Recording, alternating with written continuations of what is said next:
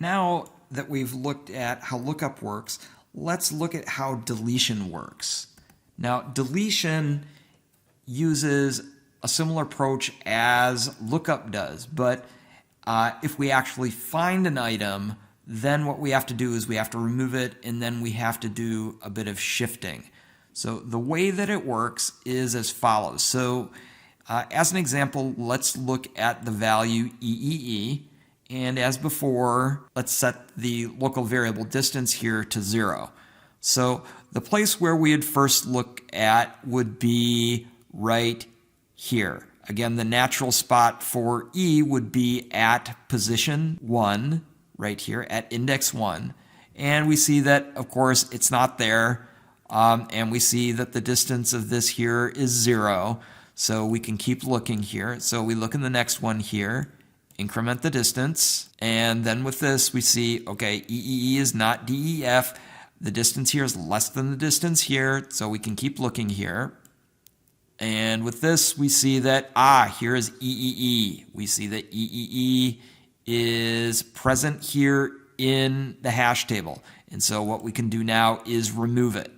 So now at this point, what we need to do is to move some of these items over into better spots. And so we can get rid of this here because we've already deleted that. But what we want to do is to keep going to the right of this spot right here, this new open spot, and then allow people to shift over and improve their distance.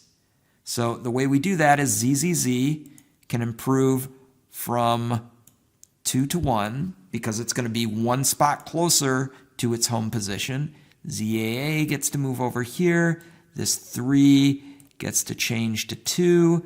And GGG we know gets to move over 1 there, and it gets to go from 3 to 2. Now, we know that we don't want to shift ABC here because once we reach an element here with distance 0, we know that we don't have to shift it over because it's exactly where it wants to be, and anything past that will be as good as Robinhood hashing will allow it to be.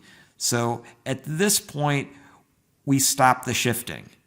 And note here that we were able to do this here without adding any tombstones. And so it doesn't clog up the hash table with unnecessary blank spots that still are going to contribute to inefficiencies when we have to do a linear probe.